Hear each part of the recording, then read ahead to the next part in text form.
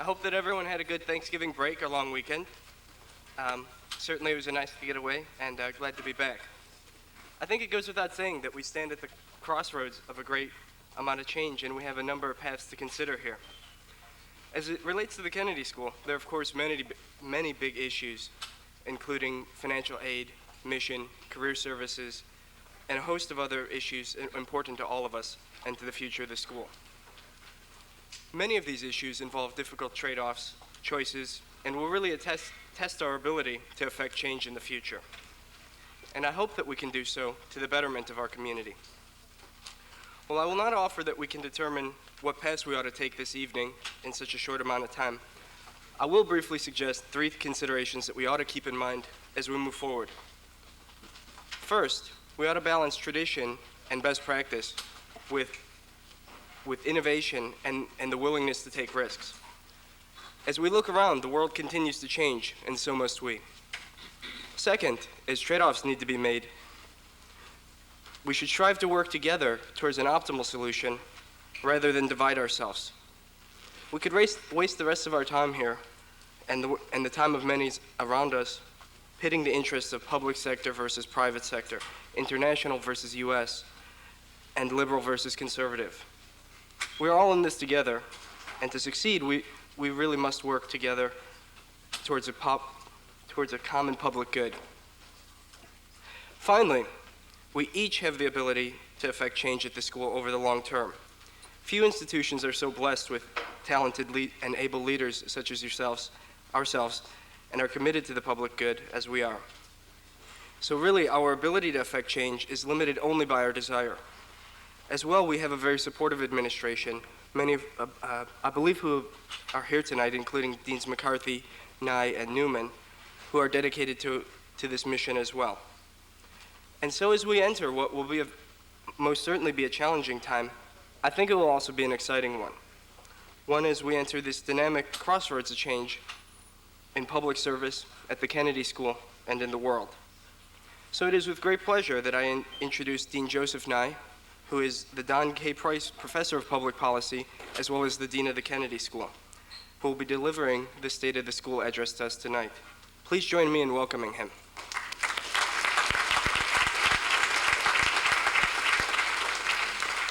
Thank you, Omar. This tradition of having a State of the School speech goes back to a discussion I had with the Kennedy School student government, I think about 4 years ago. And their feeling was that it would be helpful for members of the community, students, staff, faculty, who wanted to hear a picture, an overview of the school, and have an opportunity to ask questions. One of the things we find is we get so busy with our day-to-day affairs, our coursework, our inboxes, and so forth, that the larger picture of what we're doing sometimes gets lost. And yet at times we want to hear what is the larger picture. So the purpose of the State of the School address is a chance for me to give you my version of a larger picture and then to answer your questions about whether I've drawn it properly or why I've left things out or anything else that's on your mind. If you were to summarize the state of the Kennedy School, I like to start with the report of our visiting committee, which is the committee appointed by the Board of Overseers of Harvard, sort of like the Board of Directors for the school. And they did a report on us last year to the Board of Overseers and the President and Fellows of Harvard. And they said that the Kennedy School was better positioned than any time in its history to accomplish its mission, which is, I think, encouraging.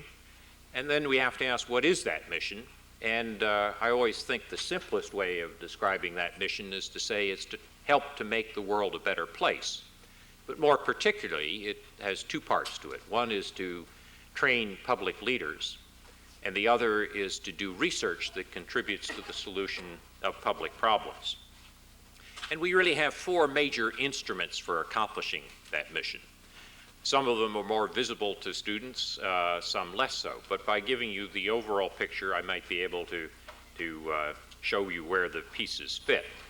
The most visible is the degree programs.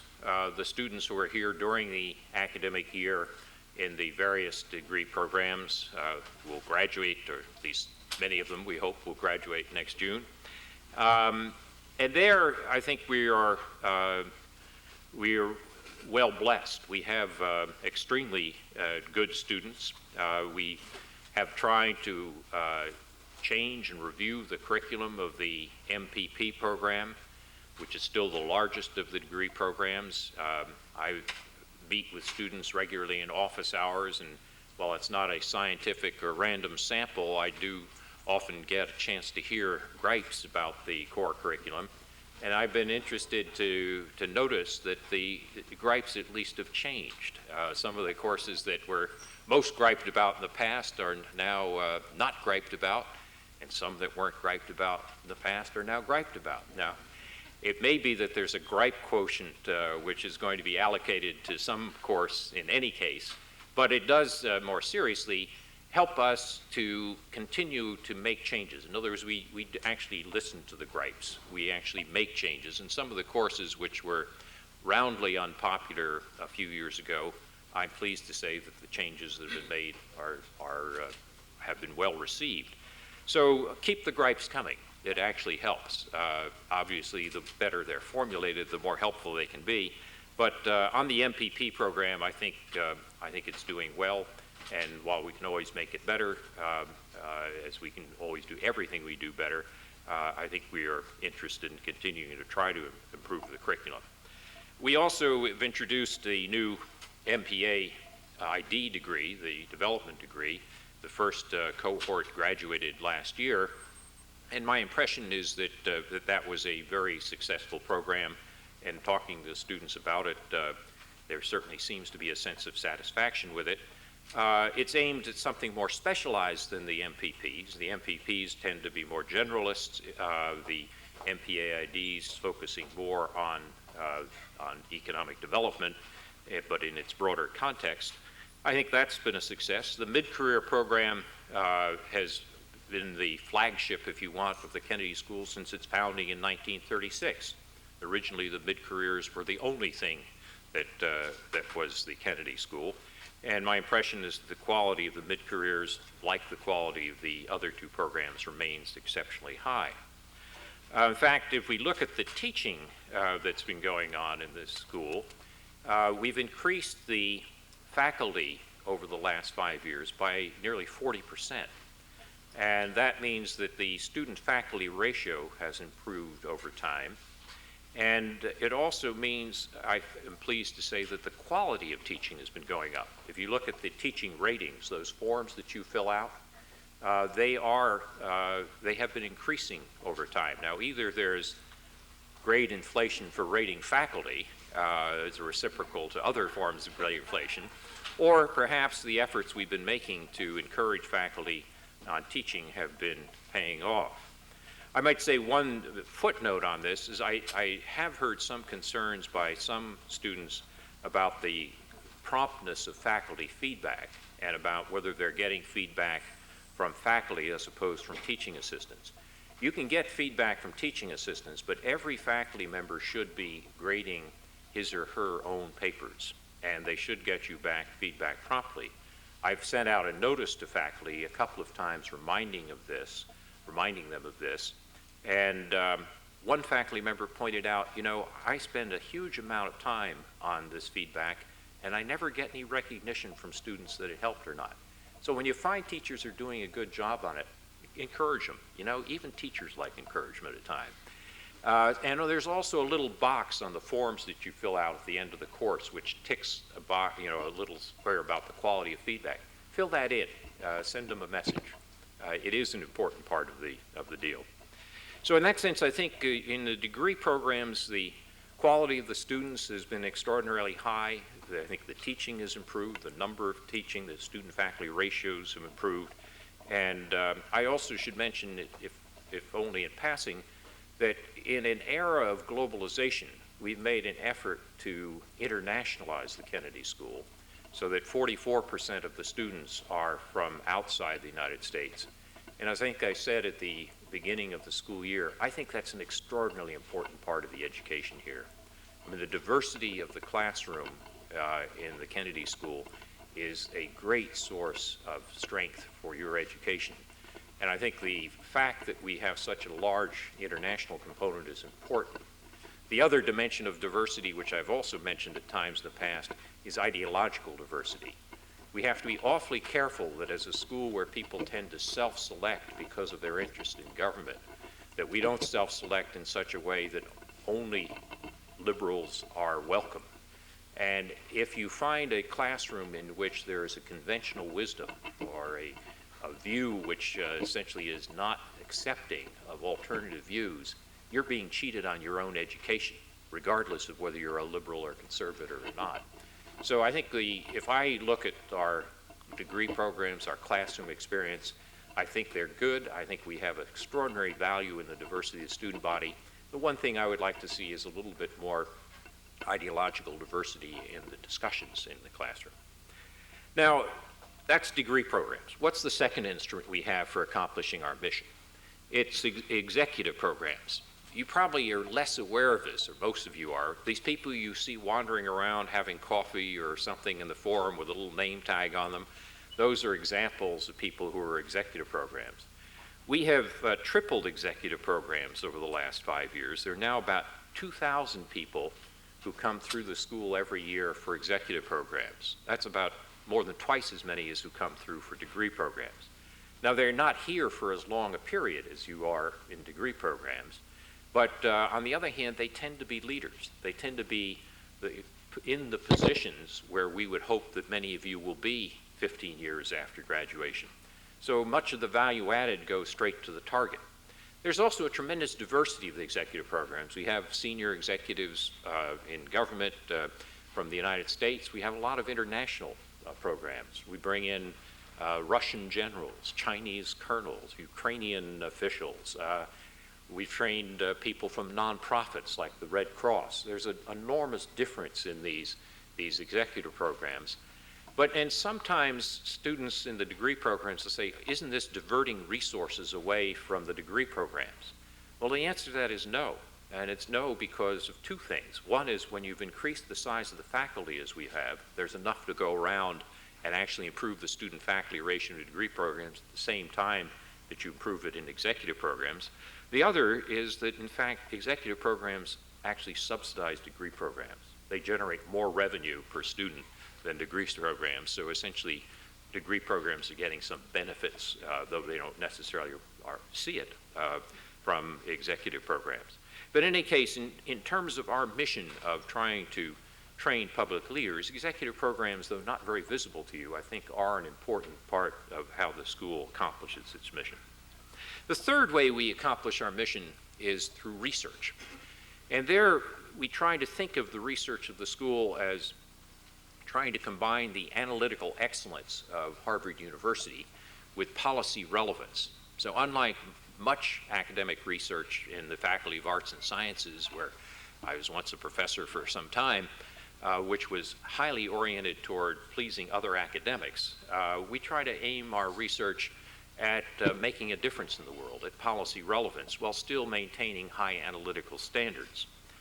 In the last 5 years, as we finished the 5-year plan that we've just come off of, we have actually increased the productivity of our faculty research quite in impressive ways. If you look by citations in refereed journals and look at such citations, our faculty research has increased over 200%. In addition to that, we've increased, and the faculty itself increased 40%, so it's more than just the number of new faculty. In addition to that, we've added several research centers. The Hauser Center on Nonprofit Institutions, the Carr Center on Human Rights Policy, the Center on International Development, the Center on Public Leadership, and of course the Women in Public Policy program have all been ways to try to increase the research in these important areas. Sometimes students, again, will say, well, you know, if professors are doing research, doesn't that take away from their teaching? I don't think so. Again, if you look at the increase in overall faculty effort, it probably means that there is no decrease in the teaching, even though the research has increased. And the other point is that very often in a research university like this, there's a positive interaction between teaching and research. If you want people who are on the cutting edge of their fields, who understand what's new, very often the people who are most adept in research are those same people. So I don't see this as a complete trade-off between the two. The fourth of the instruments that we have for accomplishing our mission is what we call outreach. And outreach takes a number of forms. The forum itself is one, the various programs that we hold to try to popularize ideas. But among them, that I will mention something we call executive sessions. Executive sessions are not just conferences, though we do obviously hold many conferences. Executive sessions are occasions where we bring together a group of faculty, some people from policy world, some people from the business world, from the nonprofit world, and take a topic and wrestle with it to try to get a improved idea about policy. It doesn't bring out a report necessarily, it doesn't bring out a book or something of that sort. It tries to formulate policy ideas and get them implemented. Probably the classic example of an executive session, successful one, was 20 years ago when the Kennedy School pioneered the idea of community-based policing, of getting police out of their automobiles and into communities, meeting people. That now is so commonplace that you might say, what's new? 20 years ago, it was a radical idea. And it was developed over time with multiple sessions of Kennedy School faculty with local officials, and particularly local police officials. Or to give you another example, a decade ago, when the Soviet Union was collapsing and there was a great deal of concern of what was going to happen to the nuclear materials in the Soviet Union, we had an executive session here on how do you get hold of, how do you control these what we call loose nukes in the Soviet Union.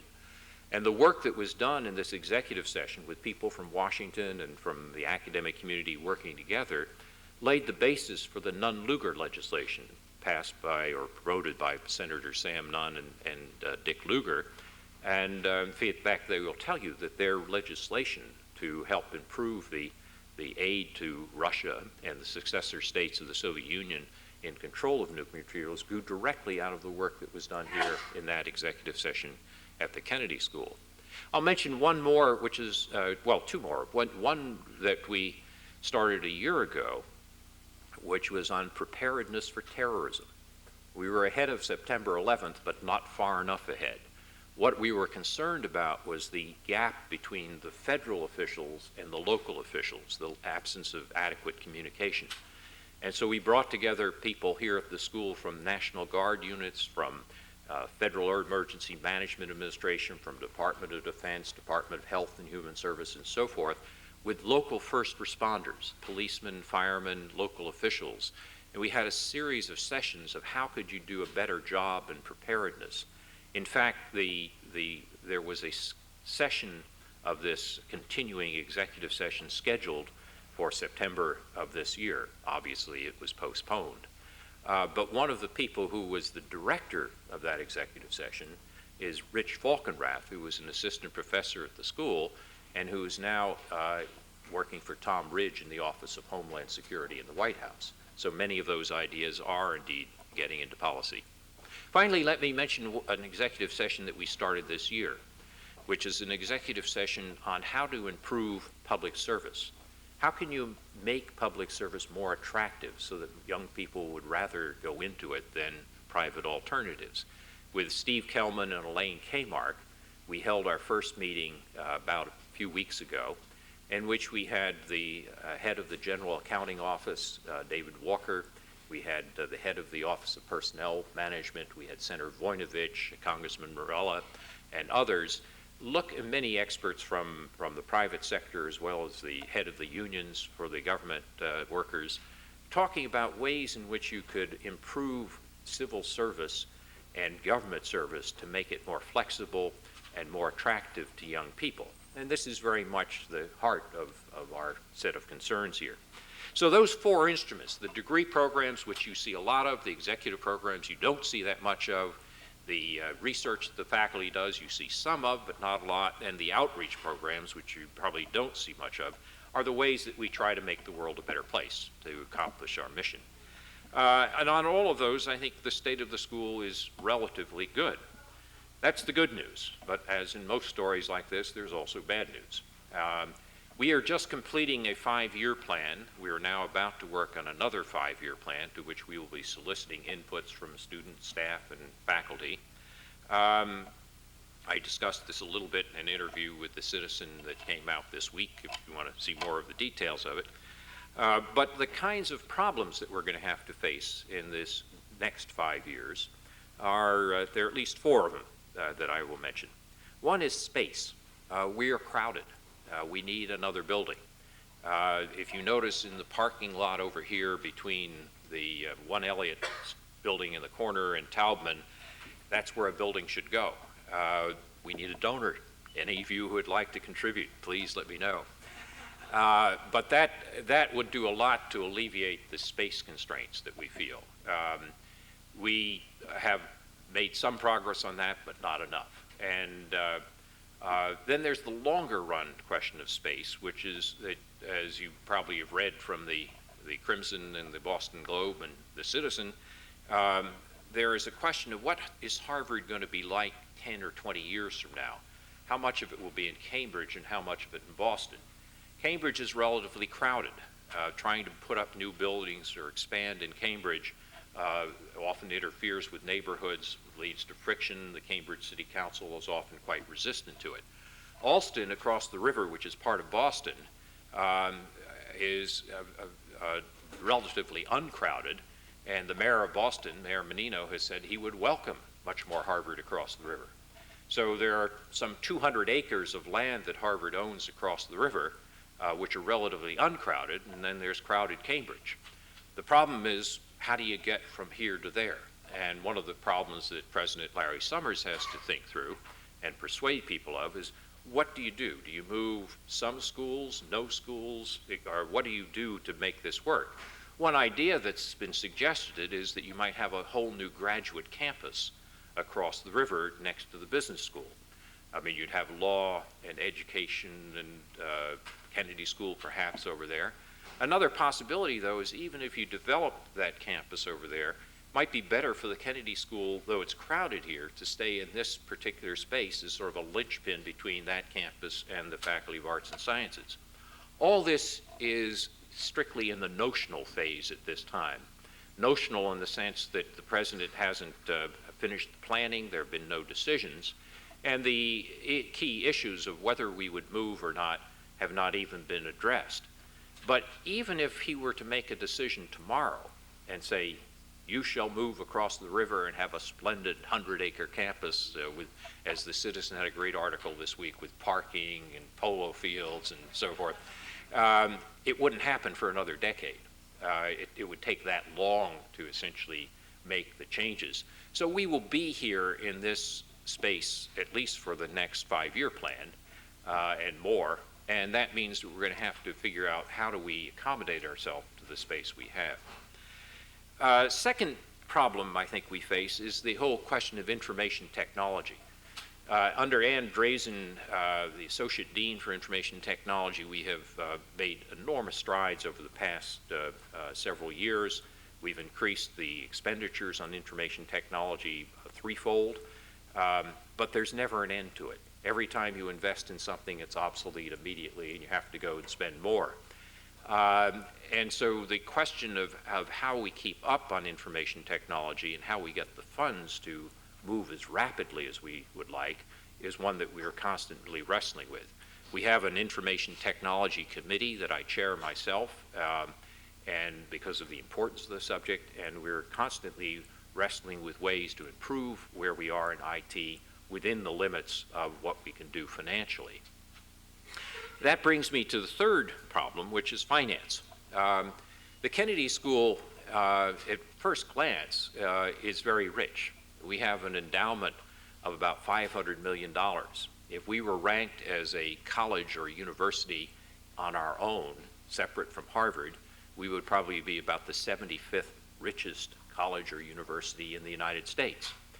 That sounds impressive until you realize that 90% of that endowment is for purposes that cannot be used for the central administration.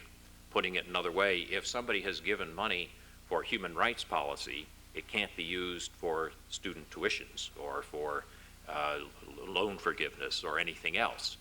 So when you realize that Harvard has this huge endowment, but all the endowment, or not all of it, but about 90% of it is spoken for, that somebody gave a professorship of Greek poetry in 1680, and the interest on that has made it a massive fund over time, but it can't be used for anything except Greek poetry. So the endowment is impressive, but it doesn't solve our problems. In fact, with the Kennedy School endowment, it covers about 20%, or a little under 20% of the costs of the school. The Kennedy School runs on an annual budget of about $100 million, plus or minus a few. And over the last years, with a rising market and a successful campaign, we've been able to increase our capacity, which is how we got that 40% additional faculty I mentioned. Unfortunately, we're not going to see a rising market in the next few years, and indeed after September 11th, we don't know how long that uncertainty will last. What we are facing this year is a 3% deficit, about $3 million deficit at this stage, and this was planning before September 11th, so we don't know whether this will get much worse after September 11th. We can't obviously have a $3 million deficit. We're a nonprofit. We have to make the budget balance. So we're in the process of figuring out ways to cut costs and to find revenues so that we can make the budget balance. I should say that 3% is not a huge problem. In one dimension, $3 million is a lot of money. In another dimension, 3% of a $100 million budget is something that's manageable. We'll be able to make this work. But it does mean that we're going to be cutting some costs, and unfortunately, we're going to have to be raising tuition. You might say, well, how can you raise tuition more? Well, one answer is that the Kennedy School's tuition is, for example, about $3,000 a year lower than the Princeton Woodrow Wilson School, even though the Woodrow Wilson School is 7 times richer per student than we are. And so we have essentially not raised our tuitions in the past, keeping pace with the competition. Unfortunately, faced with a budget deficit this year, we're probably going to have to raise tuition at the same time that we're cutting costs. One thing that's worth remembering, though, as you look at tuition, is that those of you, and there aren't that many because more than half the students get financial aid, but those of you who pay full tuition are only paying 80% of the cost of your education here. In other words, even if you're paying full tuition, 20% of the total cost of your education is subsidized, which is that 1/5 of our costs that come from the endowment. So the financial situation is a problem. It's not a huge problem, but it's the kind of headaches that keep deans sitting up at night, sharpening pencils, trying to figure out where to make these balances come out. They will, but right now we're still working on it. The fourth problem that I see that we need to deal with, and that'll be important for our next academic plan, is what happens to our students? What are the destinations of our students after they have spent some time here? Go back to what I said was our mission, to train public leaders. Well, if you look at the overall statistics for the school, after people graduate, 50% of them go into government, 20% of them go into nonprofit. Add those two together as public service, that's 70% public service, and 30% go into the private sector. I'm quite comfortable with that. You can be a public leader from the private sector. You can switch sectors. You may start in one sector and move to another at different times in your life. Many people who in the private sector will often wind up with doing public consulting. So they'll work for a company which is actually dealing with a public issue that would have been handled inside the government 10 years ago and is now handled outside. So there's no feeling that anybody who fails to go into public service is a lost sheep or anything of that sort. But there is a concern that I do have, which is that suppose those ratios were turned around. Suppose only 20% of our students went into government. Would that be acceptable? And I think the answer to that is not. I think if you think seriously about our mission, we should be concerned to have a significant proportion of our students going into public service. And when you break down these aggregate numbers and look at them degree by degree, you'll notice that they vary a lot. The mid-career students, some 60% or 70%, in fact, go into government. If you look at the MPPs, though, it's the other way around. This year, 40% went into government. Last year, only 33% went into government. And if you compare that to MPPs in 1980, 3/4 of them went into government. So there's been a considerable decline in the young Americans who, in terms of where their destinations go. Again, should that be a concern? Yes and no. We like to say that the common denominator of the school is that we're imbued with the public ethic, and that whether you go into the private sector or a nonprofit or government, you have a perspective on public issues and knowledge of public issues, a concern about public issues, which are different than if you'd gone to the business school. On the other hand, if we were to wind up with a degree program in which only 20% of them went into government, or the graduates went into government, then I think there would be something odd about a school whose mission is to train public leaders, which had that smaller percent going into government. So that question of what's going to happen to students, and particularly in specific degree programs in the future, is a question that I think we also need to address as we think about the next 5-year plan for the school. All of this may change as a result of September 11th. The attitudes toward public service in the country as a whole have changed considerably. If you look at the polling evidence, if you look at evidence of applications to the Kennedy School, you'll find that people who've started applications on the internet electronically for the school is quadrupled over last year.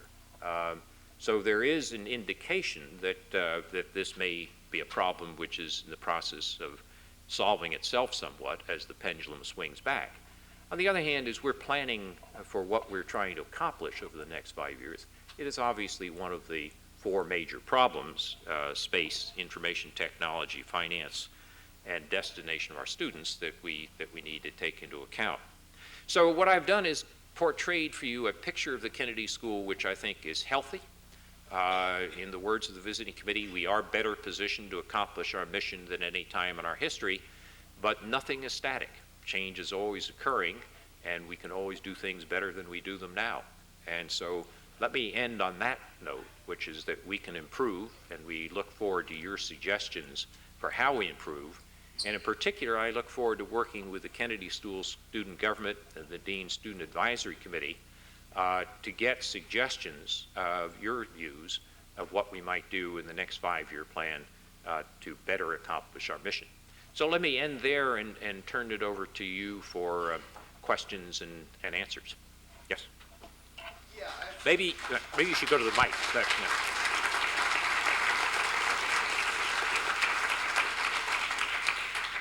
I've heard you in the past talk about some of the systematic things going on with government and students, why young people my age don't want to go into government, the problem with the government. I've heard less talk about what the Kennedy School can do to encourage us to go into government.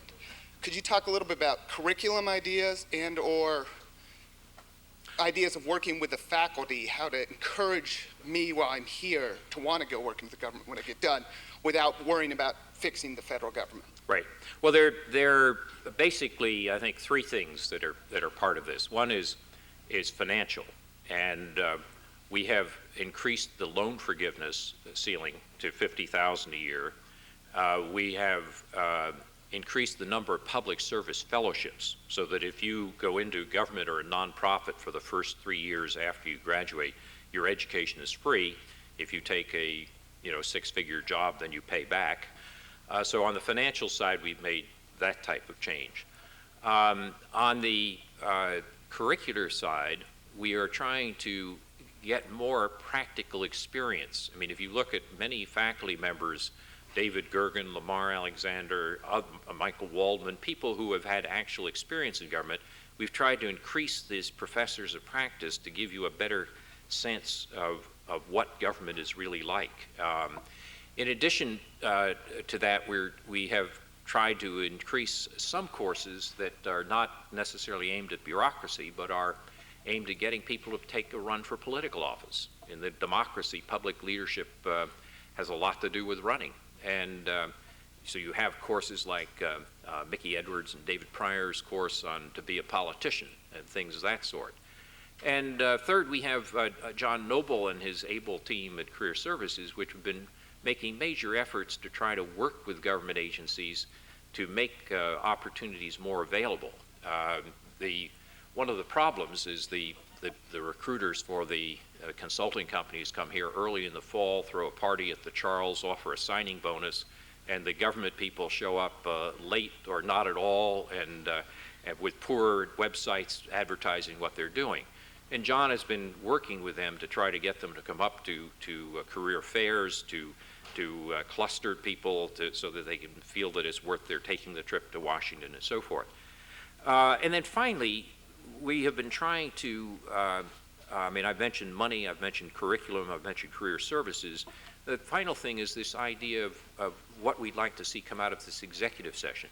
We'd like to see if we can suggest some ideas to make government service more attractive by making it less bureaucratic. And that we're in the middle of working on, but don't have all the answers yet.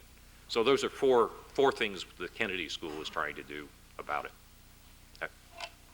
Yes? Hi, I'm Janet McKelvey in MPP1. I'm wondering, you mentioned the different numbers of mid-careers going into public service as compared to the MPPs. And I'm wondering, is there any difference in terms of funding either externally or internally for the mid-careers as compared to MPPs? Like what percentage get some sort of funding of mid-careers and what percentage of MPPs? I think I'll have to ask Joe McCarthy on this because he would know the answer, but I think actually MPPs get more funding than mid-careers do. But Joe, do you know the answer on that? I'm not sure what the average is. A higher percentage of mid-careers end up with funding of one sort or another than MPP. Both are over 50% of the class. I think the MPP funding well, I can't really answer, dollar per student on that. The MPPs obviously graduate. We will try to summarize that. We will try to get numbers on it, but there may be a little bit more funding for mid-careers, is what you said, than MPPs. So I think the school puts more money into the MPPs because money can come from the source of the agency that sent you here, or it can come from a fellowship from the school. We'll try to get you an answer on it. Thank you. Yep. Yes. I'd like to ask a question about this side of September 11th. Any curricular ways that the role of religion might take a more intentional, heightened place in the school's curriculum, either maybe with some cooperation with the Divinity School or the Weatherhead Center for International Affairs? It's a good point. And 2 years ago, I think we introduced the course that Richard Parker teaches on religion and policy. And I think, and that was an effort to get more attention to the fact that religion is a very major part of understanding political life. What September 11th illustrates is that there's an international dimension to this that's also equally important. One of the things that at Kennedy School, and that has led some students to say, why don't we have a course on Islam, for example, in the school? One of the questions that we have to face is we have about a faculty of about 130. We can't cover everything. What we've tried to do is cover the policy dimensions of issues and say if you really need to understand a culture or the history or the language, we're part of Harvard University and we have some of the world's best experts on those topics at Harvard, and you should walk across the yard and take a course in FAS. If we got into the business of reproducing each regional cultural history and language here, we'd not only duplicate what's at FAS, but also we couldn't afford it. I couldn't afford to do it. The question of whether we should be doing a course on religion and international policy, though, is maybe something we should be looking into. For now, we have the Parker course, and If we didn't have a budget deficit, I might be interested in taking the next step, which is a religion international politics course. In a period of budget deficit, I'm very cautious about adding much, but it's a good point and an important point. Yes. Yeah. My name is Ryan Friedrichs. I'm a first year. Another financial aid question. A lot of the students who I know, friends at Woodrow Wilson and other programs, say actually the tuition levels aren't quite comparable with Kennedy's because they actually don't pay tuition at Woodrow Wilson mainly. And so my question is, why have, although they're smaller, why have other schools been so successful at raising the type of money that can be given to students as opposed to the Kennedy School, which has been so successful raising the other type of money, it seems, that can't go to students? Well, I had some numbers. These are 2 years old. One thing we can't do is discuss with other schools prospective tuition things that would violate antitrust laws. So I can only give you historical numbers, and these are some numbers that Columbia produced and shared with other schools about how things looked 2 years ago. At that time, Harvard, the Kennedy School's endowment was $400 million. Woodrow Wilson's endowment was $500 million. So they were already richer than we. But notice this, Kennedy School's number of students, 840, Woodrow Wilson's 145. We are just many, many times bigger than the Woodrow Wilson School. And that leads to the following, which is endowment per student. Kennedy School's endowment per student is $486,000. Woodrow Wilson's endowment per student, $3,400,000. So they can afford to be more generous, if you want, on financial aid than we do. With that said, notice that we don't lose all that many students to the Woodrow Wilson School. We lose a few that they buy at every year, but we don't lose many. And we try as best we can to help students. I mean, as I said, about 55% of the students get financial aid. And for students who want to go into public service, there's the loan forgiveness and or the public service fellowships. What I would love to be able to do, over the last 5 years, we've raised money for a number of these public service fellowships by going to donors and appealing to them to support this.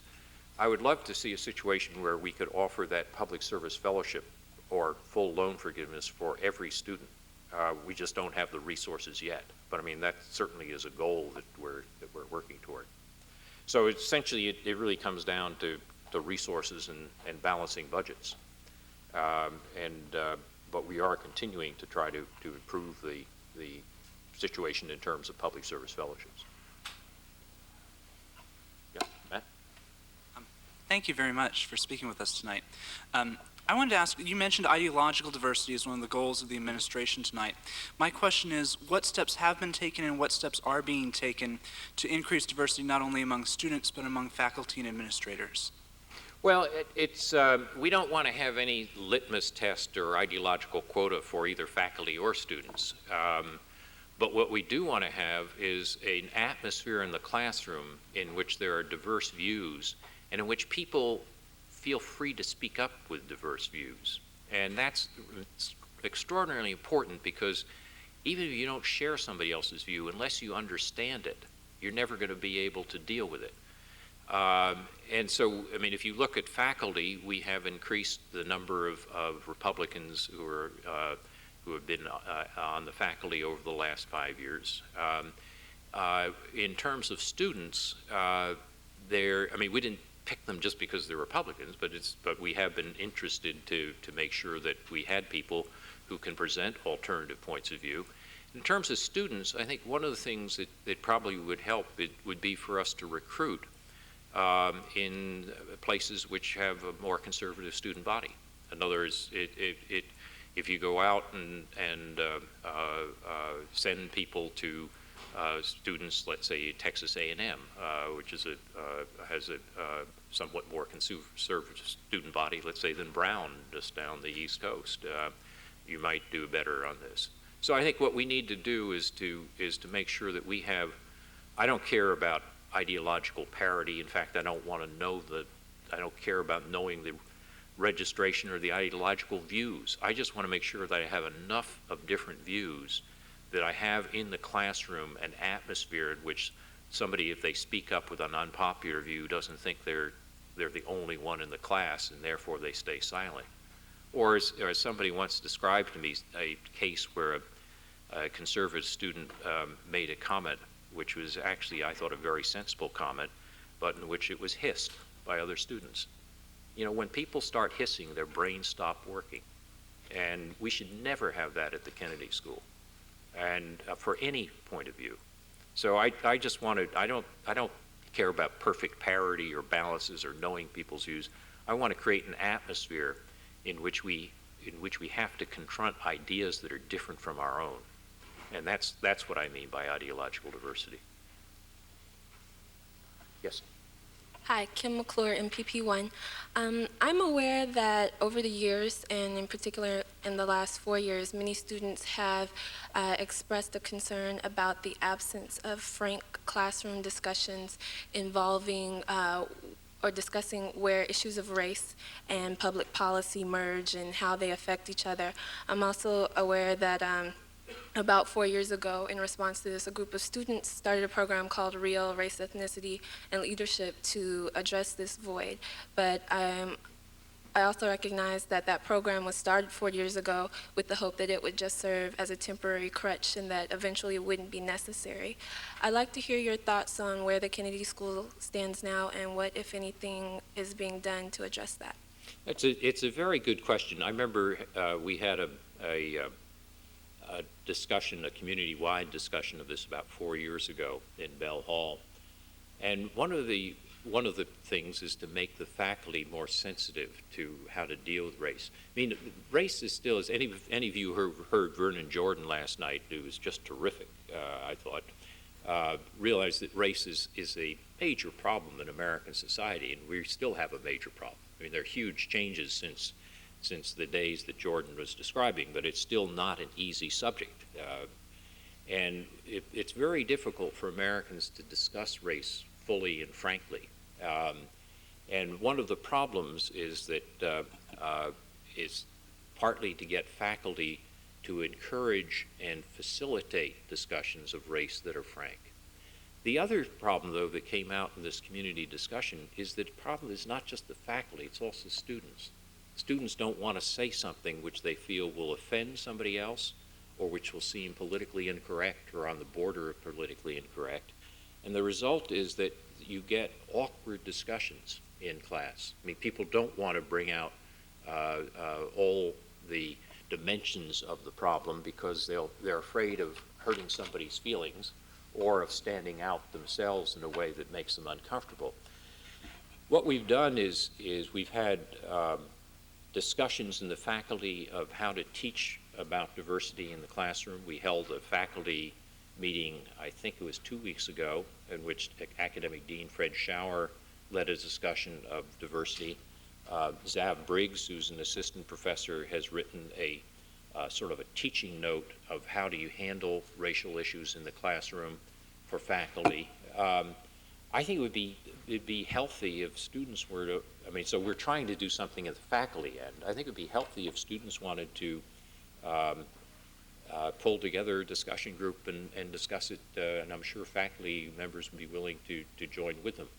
It's a problem which, in some extent, we mirror the larger society, and we are still a society that is troubled on this issue.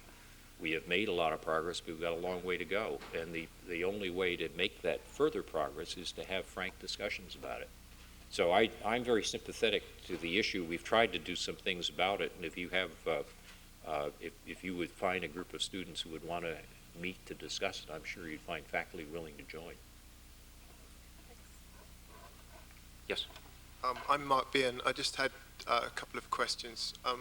Firstly, as a 2-year MPA and a joint degree student, I was a bit concerned that you didn't mention either of those programs. And I was just wondering if you'd like to say a word on those, considering that the MPA 2 question comes up from time to time. Yes, I will. Sorry, and the other question was the question of what areas you were thinking of cutting costs in order to meet the deficit. Well, let me start with the second first, which is we had an office in Washington, but it was costing us money. We've closed that office in Washington, or we're in the process of closing it. That'll save about $500,000 a year. We've had a standstill on staff budgets from last year to this year. Now, there may be a few exceptions on particular cases, but we're trying to hold that. We've cut back on some of the expenses that faculty incur. And so there's no one thing which solves a 3% deficit. It's a lot of little things. And so we've been trying to we've cut down on the amount of space that we've rented in Harvard Square. We rented 80,000 square feet because of our space problem. Now we're down to 70,000 square feet.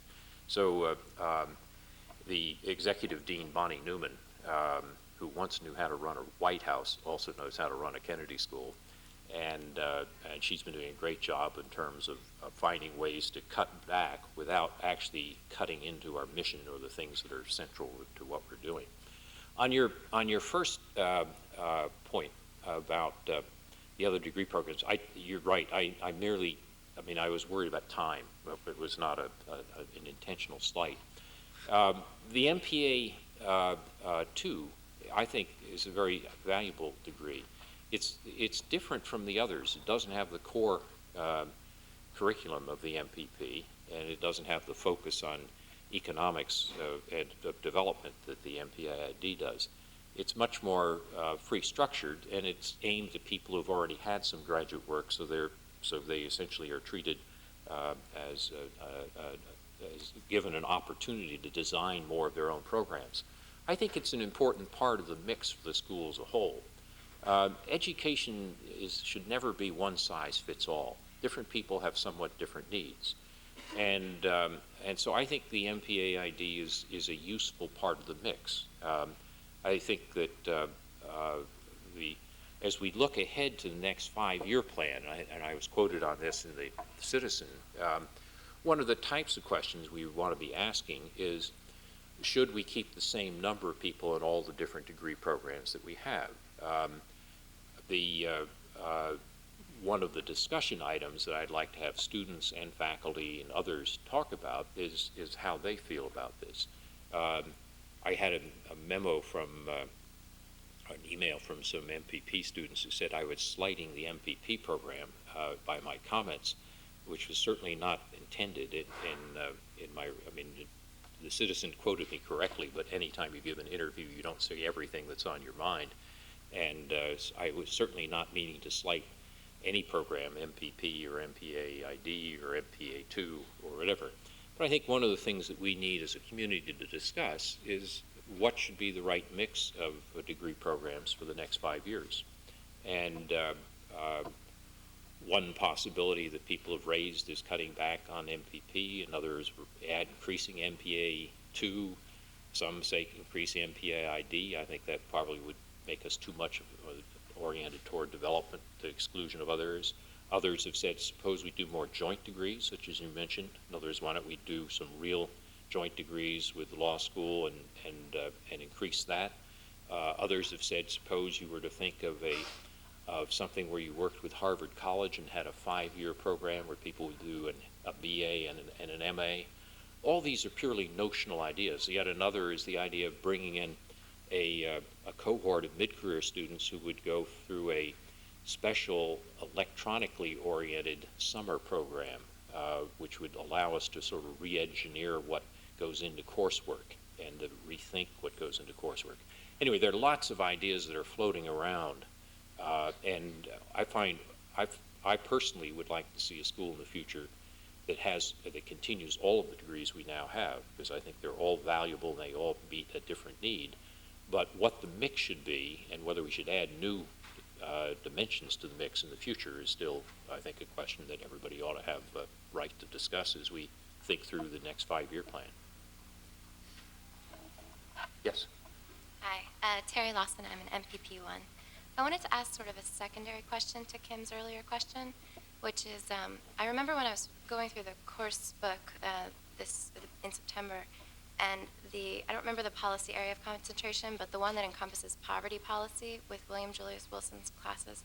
And I remember counting the number of classes that were not offered in 2001, 2002, and it was something like 7 out of 12 or 7 out of 15. And I realized, I know you said earlier that there's no money in the budget to add new classes, but what is the reason for having 7 out of 12 classes in a particular area? To some extent, you're a prisoner of the schedule of academics and their sabbaticals and so forth. For example, if you're a professor, you have a right to take a leave with pay after every 6 years of teaching, and you have a right to take a leave in which you pay for it yourself after every 3 years. And that's when professors stop teaching and actually write the books that makes them as famous as Bill Wilson or others. And it sometimes happens that when you're dealing with laws of small numbers, it sometimes happens that you only have 3 or 4 people in an area, or senior people in an area, that if 2 of them go on leave the same year, you can drop the number of courses by 50%. And it's you try to plan for this, and then some professor says, yes, but my daughter is graduating from high school next year, and I really need to take the leave this year because my wife is going to be doing some research in Italy. And by the time you try to sort out all the personal things that go into this, the idea of doing rigid lockstep planning so that you have all the courses you want taught all the time is very difficult. We try as best we can not to allow that to happen, but it sometimes does. And Academic Dean Fred Schauer works very hard on this, but it's not possible for him to always get every area staffed up. Sometimes, if it's a core course, we will hire a replacement or an adjunct or somebody to make sure that it's taught if somebody's out, or switch another faculty member into it. When it's an elective course, particularly smaller electives where there may be only 6 to 10 students in the course, it really just becomes too expensive to both pay a professor to be on leave and also fill in behind him when it's a small elective. So that's just the mechanics of how it works. I wish I told you we had perfect planning, but academic schedules and academics are too human for that. Yes. How are you doing, Mr. Nye? Ever since I worked in KSSGS Executive VP, I often receive the questions from international students that if I have better job access in U.S., if I say no, then they don't believe. So my question is, actually, students from other countries would like to exercise what they learn through U.S. education from Kennedy School in the real field, which is in U.S. However, they find it more difficult to find out, job in the U.S. because they have less information and, access. So if you have any idea, then please. Well, I think John Noble has been trying to help with international students as well as domestic students for looking for job opportunities. Very often there's some jobs, government jobs, that are restricted, which particularly those which involve security clearance and so forth, which are more difficult for international students. And one of the things that worries me a little bit, and I don't know the answer yet, is I hope that in the aftermath of September 11th, we don't wind up with such tightening of visa requirements and work permits and so forth that we, as a country, wind up curtailing the number of international students that come to the United States. I think the international students that come to the United States it's good for the international students, it's good for the United States. Americans need more people from overseas to help us see the world differently and more broadly. And I worry a little bit about next year, not just whether we can get more jobs for international students in the U.S., but whether we'll get as many international students. So you raised an issue of real concern. But on the looking for the jobs part, I think it'll become more difficult, but I know that Career Services is trying to do the best they can on it. Okay, if there are no more questions, you're all exhausted, there is some refreshment behind here. You can ask questions individually.